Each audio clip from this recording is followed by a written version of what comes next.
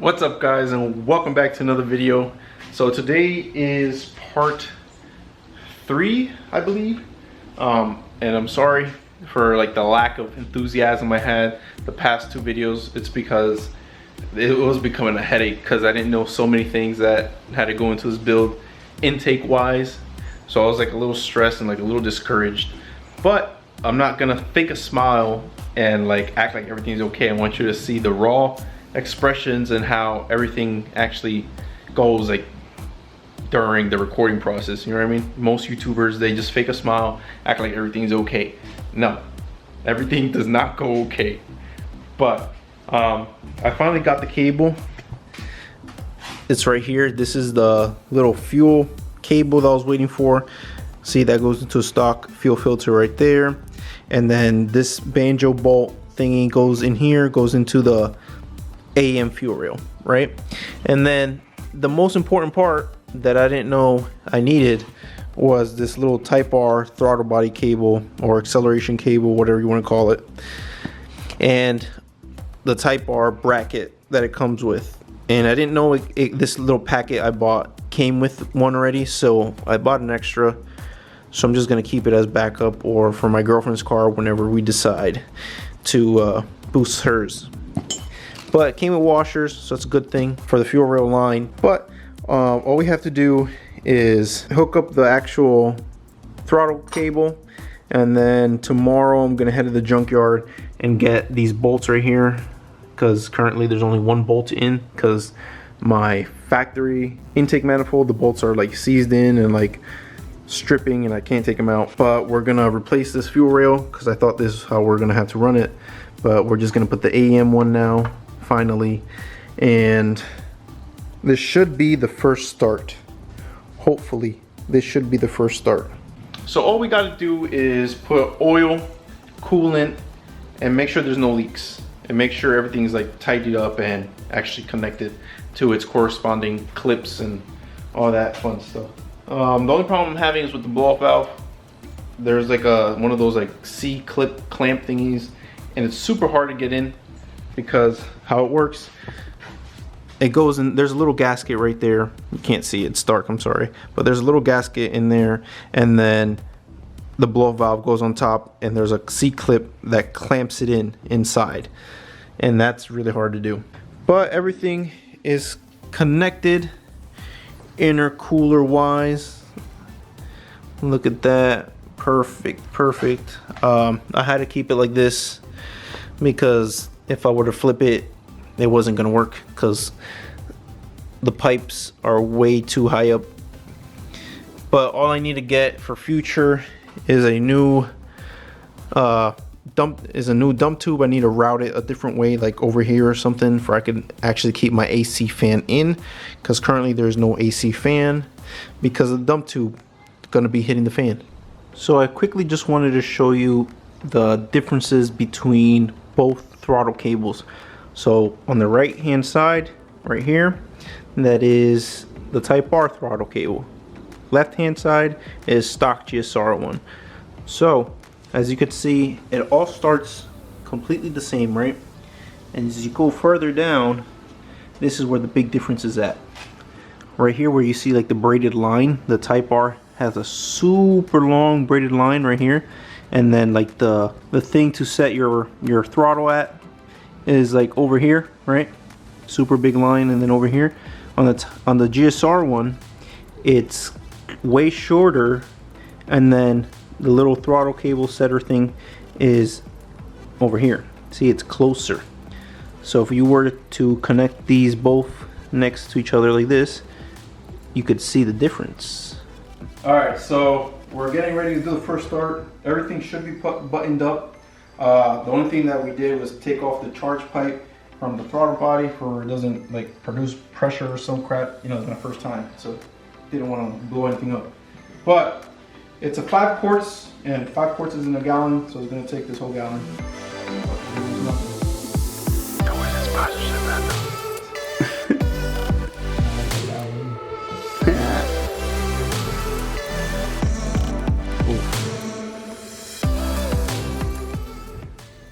That perfect. So with everything buttoned up now, car doesn't have coolant yet. We're not gonna run it for that long. It's literally just to make sure it's not leaking or anything. So I'm gonna run it for a couple seconds and see if it just turns on. Ready? Yeah, I'm ready.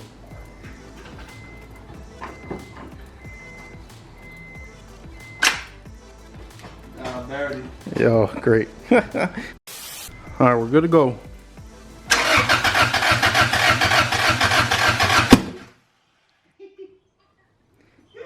Damn, bro.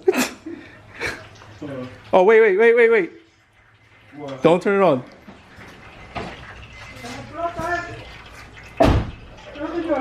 No, eso fue aquí.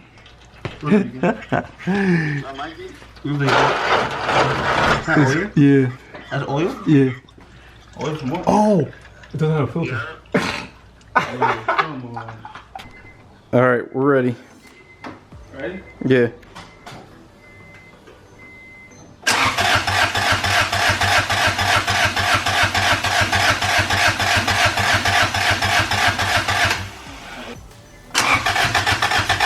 Oh, stop! Yo! Alright, as you can see, we had like a little mishap. It shot a huge ass fireball. Since there's no downpipe connected right now. But we're gonna try one more time. And we have, oh snap, we have safety on hand, just in case. Okay, go. Don't just use it right away either. I'm obvious. It's a crazy fire. Oh yeah. Alright, go.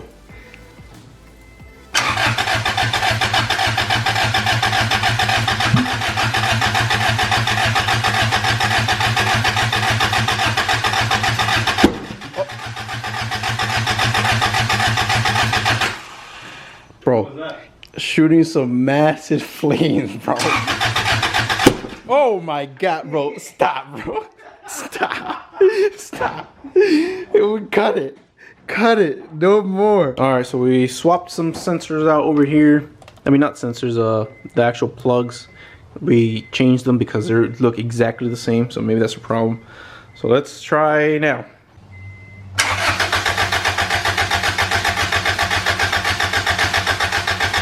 One eternity later. Okay, so after like 35,000 trials and errors, we got it, baby. We got it. Okay, so what the problem was inside the distributor, when I changed the actual seal for the leak, I accidentally put a piece on backwards, and all I did was take my girlfriend's distributor, put it on, turn it on right away. So I fixed it now. Now it turns on under its own power, and you don't have to keep giving it gas like I did the first time. You guys didn't see that because I wasn't recording it. I was trying to get it to work. But let's try to get this really quick on camera. Okay, here it goes. Look, it's on. The idle is like super low, but it's fine. Let me show you guys real quick. So far, I haven't seen any leaks. Well, it's running on its own power, but it's running. I just installed the slim fan right here. Can't really see it, but there it is. Just installed that. Now I'm just gonna put the coolant in and be ready for tomorrow, because it's already nighttime. Be ready for tomorrow to turn it on again and bleed the system and hopefully wrap everything up and actually take it out of the garage. But the only thing I'm waiting on is the little pigtails for the injectors. We can put those on, and then the fuel pump needs to go on, and as well the cable that I bought for the fuel rail, this thing does not work. This little adapter is not big enough for the actual AM fuel rail port, so I'm just going to use a stock fuel rail and fuel pressure regulator thingy just for now until I could get everything situated. Alright, so I got the A-pillar gauge set for Acura, obviously. Comes with the 3 little pods for your gauges. I thought this was going to be a complete replacement, but as you can see, it has no like mounting tabs. So what you're supposed to do is make holes into your factory one right there, it's like literally like perfect fitment. So all you gotta do is get a 7/32 bit and make the holes in like each corner, like one like right here, and then one like right here, and then like one on top of here, and then one like on the side, wherever you want, where you think it's gonna hold, because it actually comes with some hardware right here, these little like plastic pins that you could just push into the little holes just to hold it up. So that's what I'm gonna do now, and then start wiring all the gauges.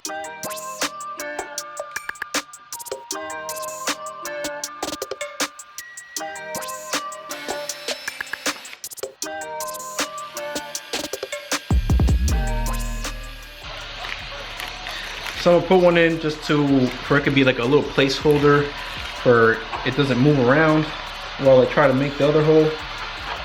But it's very simple.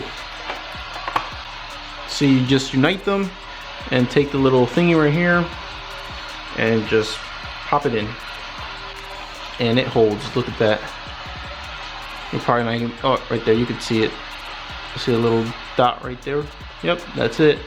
Can't even tell it's there, and it actually holds very well. All right, so holes are already made and drilled.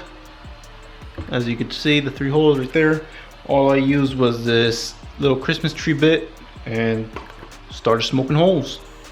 So that's more than enough space to actually put the wires in and wire the gauges. All right, so now it's the next day. Like I said, got some coolant, put the coolant in, everything's nice and bled. Now the only thing that we're missing is like vacuum lines and the gauges. So I need to buy vacuum lines. I think I have enough, but just in case, I'm gonna go buy some extra ones. And then I just found out that this 60 PSI 10 color digital boost gauge series from Glow Shift actually comes with a sensor that you're supposed to like tap into your intake manifold, and I was not going to do that. So I was doing some research and I found out that their 30 PSI digital 10 color boost gauge has an electronic sensor, so it just plugs in with the regular vacuum line like all boost gauges. But I'm gonna return those and I'm gonna wait till I get my new ones. But this is how I wired in my current oil pressure gauge. So this is what I did. I bought these little fuse adapter here, and then I just connected everything to its corresponding color. You'll see it comes with instructions like right there. Look, if you want the instructions real quick, there you go. But I connected everything how it goes. I didn't know that Hondas come with these little like male fittings up here that you could tap into with a female plug. Like look, I could literally just disconnect it and connect it back in. So what I did is I plugged in on this side right here. This is like constant 12 volt, and this one is a switch ignition source. And then this is for the headlamp or headlights, for it could be a dimmer. And then I grounded my ground right there next to this box right here. So let's see if my wiring was right and this lights up. Hey, it works. It works. So now we have this little dial right here that you could change all the colors in. Let me see. Oh my god, why is it not focused? There you go.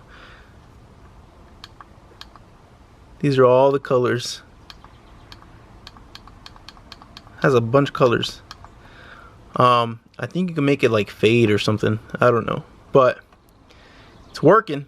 So now all that I need to do is wait for my actual boost gauge to get here for I could wire that in, and then I'm gonna wire in my AEM gauge for air fuel, and then we also have the vacuum lines, and then hopefully we should be done if I'm not forgetting anything.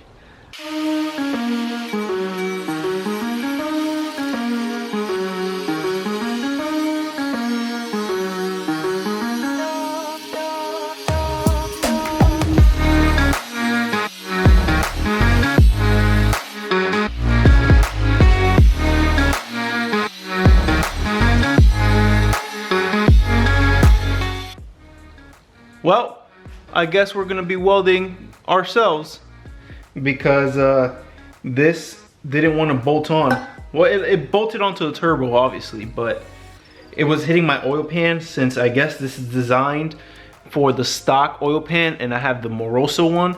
So literally it was hitting this little flange right here that connects to the flex pipe. It's just like the tiniest bit more thick than the rest of the pipe, as you could see there. And that little bit right here was hitting on the pan and not letting it bolt up how it needed to be. So I'm just gonna cut it off and hopefully get a welder and add like an inch, and then hopefully we should be good. So I actually forgot to end the video. Yep, it's my fault, I'm sorry. If you actually made it to this far in the video, thank you guys so much for actually watching the whole video through. If you actually made it this far, comment down below, make it happen, because you guys are the real ones, because you actually stayed to the end. But anyways, it was a successful day. I'm actually editing this right now, so stay tuned for the next video, and thank you guys for watching. Peace out.